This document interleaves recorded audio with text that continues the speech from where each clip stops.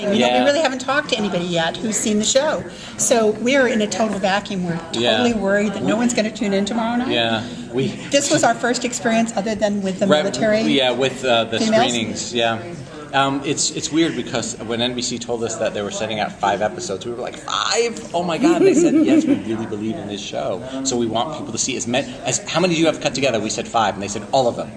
So they sent them all out. Hopefully it's addictive, right? Yeah. Well, it is. It's like crack a little bit. Yeah. And good. And crack was what we were shooting for. Critics always complain if you don't send them at least 3. Yeah. We didn't know.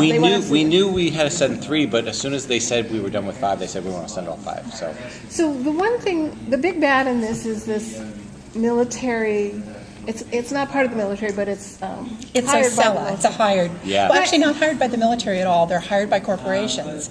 And like Blackwater takes people out of the military. They've already been pre-trained.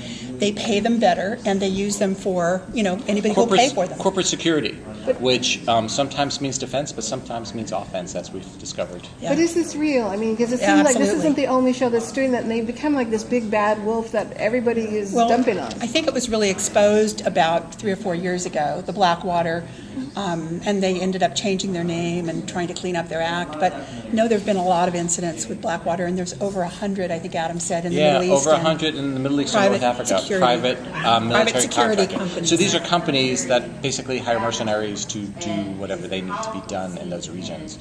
And we realized that they can be, they could both be defensive and be offensive. They can do things that sort of further corporate interests, which aren't necessarily yours and mine. Right.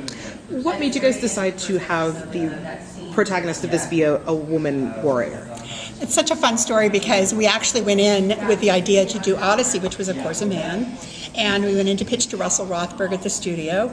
And he said, I love the idea of doing this and the modern day telling of it, but why don't you make it a woman? And just like lights went on. Yeah, we were like, oh my God, that's a great idea. That's a great idea. And then we started doing research. And we realized, first of all, there are over 200,000 of them. Second of all, we realized that there were these FET soldiers, female engagement team soldiers, that in the Muslim world, where when our soldiers try and approach women, of course the women aren't going to approach them. It's a very different kind of culture there. So what they realized is we need women with special forces to come and engage with these people. They're language experts, they're midwives, they have medical training. Mm-hmm. These are incredible women. They stay in the villages, they can find out who's on which side.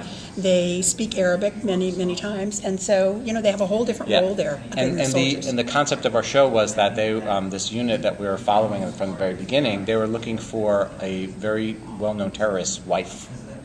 We were looking for his wife. That's why Odell Ballard was there, to talk to his wife. It turns out they found him because he was looking for her too. So the whole idea was, why is Odell Ballard in the middle of it? It was about finding a woman. In fact, they found the man, and Odell Ballard found something else. Sorry. I love Anna. I've loved Anna for a long time. I love seeing her front and center as you walk we walk down the corridors. Yeah. Seeing her. Yeah. And there's no man on the poster, just Anna, and I just love her, to death. I think she's just. She's a brilliant actress, isn't she? Yeah, I mean, Pushing Daisies was a great, role for her, but it didn't last very long. And but she just has that gift, that talent. She does. She's a gifted actress, and this is so different than Pushing Daisies. Wouldn't you say? Yes. I mean, she looks different. Yes. I mean, she's trained. I mean, I just want to say the other thing about the process of selecting Anna. You go to look for a woman who will go and live in Morocco for 3 months or 4 months as you do a production, who's going to be dirty, who's going to be kicked and bitten and all those kinds of things. And when you look, whenever you go to the casting people, they come up with the same list of names that you see on TV all the time. But we kind of knew that none of them was going to really work. We interviewed some of them, and we thought, we could maybe get this person or that person, and it just never felt right.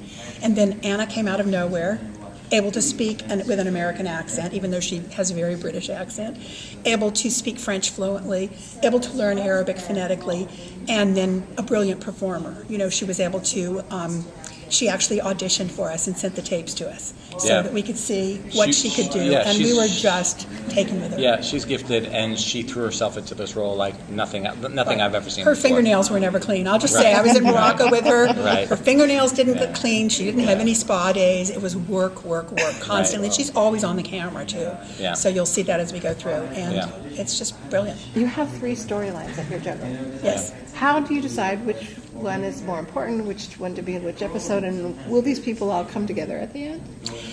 They all they all get in the same world to some extent at the end, so that's the good news for season 1. But in terms of juggling those, I think we kind of weighed. You had to always keep the Anna story in the air, and sometimes it would become each of those worlds has other people as well. So sometimes it would be more on Oslo and less on Anna, and sometimes in Peter's world it would be a family story, and sometimes it would be totally corporate. Yeah, I think the story sort of told us. You know, it wasn't sort of like we didn't go with a plan and say, "Oh, here's the metric."